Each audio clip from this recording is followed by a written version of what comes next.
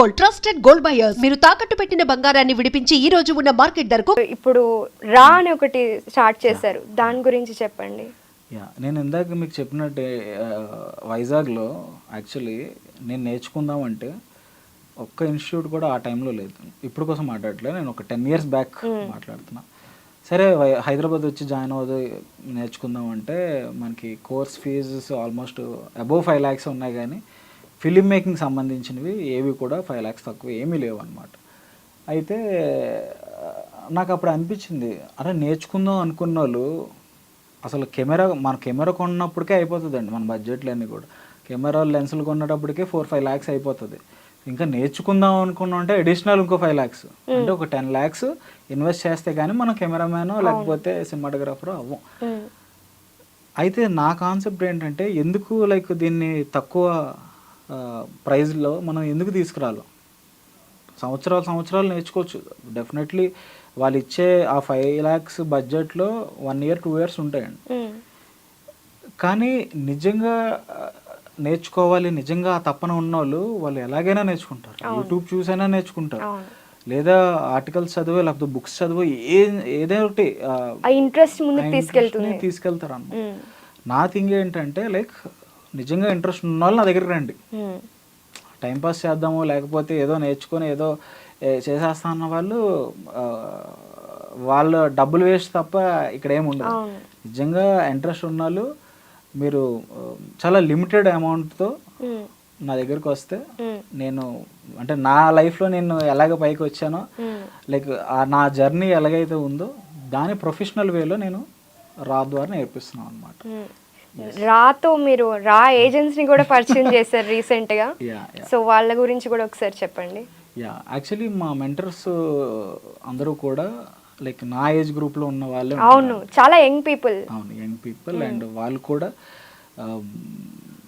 చాలా టాలెంట్ అండి వాళ్ళకి. అంటే నేను అబ్జర్వ్ చేసింది ఏంటంటే వాళ్ళు చేసే ఎడిటింగ్ కానీ, సినిమాటోగ్రఫీ కానీ, లైటింగ్ కానీ, డిఐ కానీ అంటే నాకు మ్యాచ్ అయ్యేలాగా, అంటే నాకు సపోర్టివ్గా ఉండాలి. ఇప్పుడు డెఫినెట్లీ రాని నన్ను చూసి వస్తారు.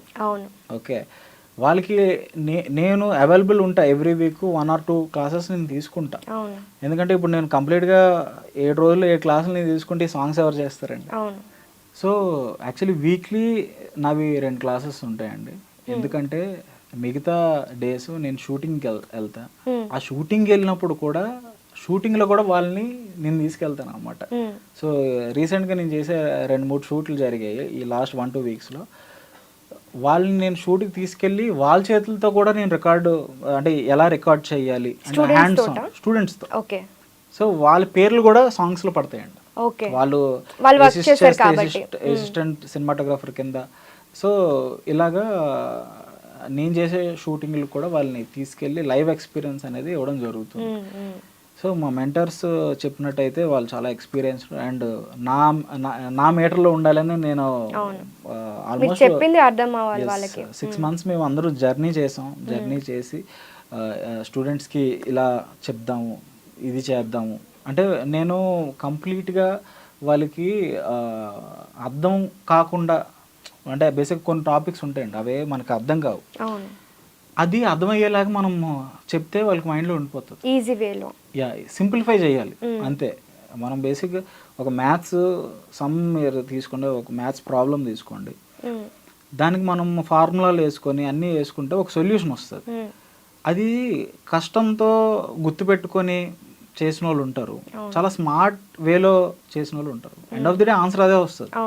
బట్ 2 విధాలుగా ఆలోచించాలి. వాడు ఏమన్నా స్మార్ట్గా వర్క్ చేసి టక్మని ఈ ప్రాజెక్ట్ చేసి నెక్స్ట్ దానికి వెళ్ళిపోయాడు, వీళ్ళేంటి ఇక్కడ ఇంకా ఉంటారు, ఆన్సర్ వస్తుంది. మేము అది వాళ్ళని టీచ్ చేస్తున్నాం అనమాట. ఏంటంటే ఒక వర్క్ని సింపుల్గా మనం ఎలాగా ప్రజెంట్ చేయాలి, ఎంత స్మార్ట్గా మనం ప్రజెంట్ చేయాలి. సో రాలో మేము అదే నేర్పిస్తున్నాం. అండ్ గోపాల్ ప్రెజెంట్ ఎంతమంది స్టూడెంట్స్ ఉన్నారు మీ దగ్గర? ఇప్పుడు ఆల్మోస్ట్ 40.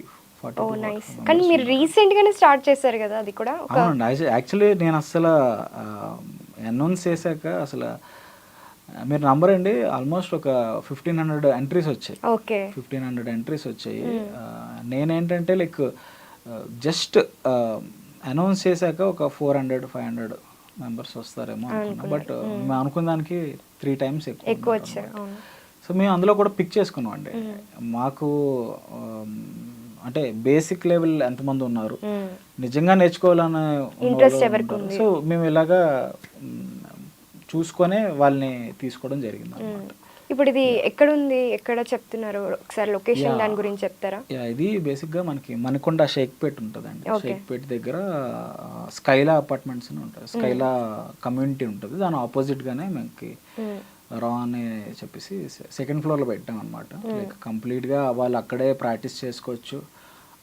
అంటే మేము కంప్లీట్గా డూప్లెక్స్ తీసుకున్నాం. ఆ డూప్లెక్స్లోనే కంప్లీట్గా షూటింగ్ చేసుకోవచ్చు, ఎడిటింగ్ చేసుకోవచ్చు, డిఏ చేసుకోవచ్చు, ఇంకా అన్నిటికీ వన్ స్టాప్ అలా ప్లాన్ చేసుకున్నాను అనమాట. సో ఈ సాంగ్స్ అన్ని స్టార్ట్ అయిన తర్వాత అంటే కవర్ సాంగ్ స్టార్ట్ చేశారు.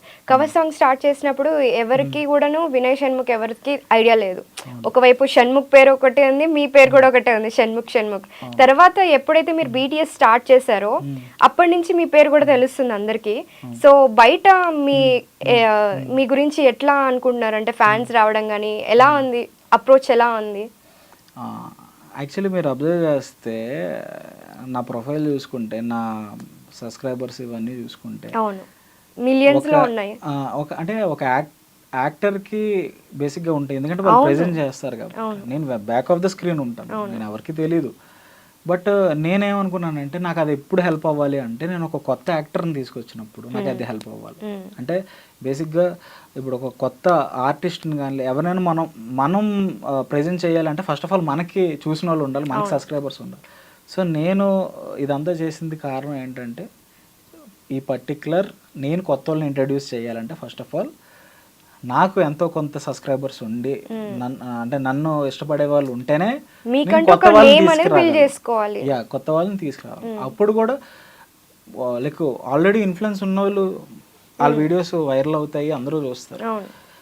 మీరు అక్కడ కూడా ఒక స్ట్రాటజీ వాడుతున్నారు కదా, ఒకరు నోన్ పర్సన్ ఒకరు అన్నోన్ పర్సన్ యూజ్ చేస్తున్నారు. అవును, మీరు అబ్జర్వ్ చేస్తే రీసెంట్ నా సాంగ్స్ అన్ని కూడా అలాగే. కోయిలాలో దేత్తడి హారిక, ఐ మీన్ అలైక్య హారిక మనకి నోన్ పర్సన్, అక్కడ హీరోని చూస్తే అసలు అన్నోన్ పర్సన్. సో అబ్బాయి కూడా బాగా చేశాడు, కేరళ అబ్బాయి. అండ్ తను అక్కడ కూడా ప్రమోట్ చేస్తున్నాడు అన్నమాట ఈ సాంగ్. అండ్ అదే మాకేంటంటే లాంగ్వేజ్ బ్యారియర్స్ ఇవేం లేవండి. ఈ పలానా సాంగ్ మన తెలుగులే కాదు, వేరే వాళ్ళు చూసినా కూడా వాళ్ళకి లాంగ్వేజ్ కాకుండా ఎమోషన్ వాళ్ళకి అర్థమైంది. యా, మనం తమిళ సాంగ్స్ వినట్లేదే అండి, మలయాళం సాంగ్స్ మనం వినట్లేదు. సో అలాగే మన సాంగ్స్ కూడా వాళ్ళ దగ్గరికి వెళ్ళాలనేదే నా థీమ్ అన్నమాట. సో మీ ఇన్కమ్ సోర్స్ ఎట్లా ఉంటుంది, అంటే ఈ సాంగ్స్ ఇవే కాకుండా ఇంకేదైనా బిజినెస్ ఆర్ ఇంకేమైనా చేస్తున్నారా మీరు? యూట్యూబ్ ద్వారా ఏమన్నా, అంటే ఇప్పుడు రెవెన్యూ వస్తుందా మీకు? సబ్స్క్రైబర్స్ కూడా చాలా మంది ఉన్నారు కాబట్టి, సో దాని నుంచి ఏమైనా రెవెన్యూ వస్తుందా? అంటే మేము ఒక సాంగ్ వచ్చే రెవెన్యూ తీసుకెళ్ళి ఇంకో సాంగ్ లో పెడతాం. ఓకే, ఇన్వెస్ట్ చేస్తున్నాం మళ్ళీ దాంట్లో. ఫస్ట్ ఆఫ్ ఆల్ స్టార్టింగ్ లో మాకు ప్రొడక్షన్ లేక మేము చాలా ఇబ్బంది పడేవాళ్ళం, చూస్తున్నా కానీ తట్టుకోలేము. కానీ ఆ టైంలో మీరే చేసుకున్నారు కదా. అవును, అంటే బేసిక్ గా కోవిడ్ టైం అండి. యాక్చువల్లీ ఎవరు ఇన్వెస్ట్ చేయడానికి రెడీగా లేరు. నాకేంటంటే కోవిడ్ లాక్డౌన్కి ముందే షూట్ చేయాలి, ఎందుకంటే తర్వాత పబ్లిక్ గ్యాదరింగ్స్ అవి కష్టం అయిపోతాయి కదా. సో బిఫోరే చేయాలని, సో అందరూ నమ్ముకున్నాం అండి. ఏంటంటే లైక్ మ్యూజిక్ డైరెక్టర్ ఆయనే పెట్టుకున్నాడు విజయబుల్గా. నేను నా కెమెరాకు సంబంధించిన అమౌంట్ నేను అరేంజ్ చేసుకుని నేను పెట్టుకున్నా. ఈ షూటింగ్కి సంబంధించిన ఏవైతే ఉన్నదో అది దీప్తి తన అమౌంట్ తను పెట్టుకుంది అనమాట. దీప్తి కూడా షేర్ చేసుకున్నా. ఆ రోజు ఫుడ్కి లేకపోతే ట్రావెలింగ్కి ఖర్చులకి అన్నిటికీ కూడా దీప్తి పెట్టుకున్నాం. సో ఎవరిది వాళ్ళు పెట్టుకొని చేసాం అనమాట. యాక్చువల్లీ ఫస్ట్ 2 సాంగ్స్ మేము అలాగే చేసాం. అవి ఆల్మోస్ట్ 100 మిలియన్ అండి. ఇంకో 1 మిలియన్ 2 మిలియన్ వస్తే 100 మిలియన్ సాంగ్స్. సో ఇది ఏం ప్రూవ్ చేస్తుందంటే బడ్జెట్స్ ఉంటేనే ముందుకెళ్తాం, లేకపోతే ఇంత మిలియన్స్ కొడతాం అనేది ఏం లేదు. మనకి బడ్జెట్ అనేది బేసిక్గా ఏం కాదు, ఐడియా చాలా ఇంపార్టెంట్. ఐడియాని మనం ముందుకు తీసుకెళ్ళాలి.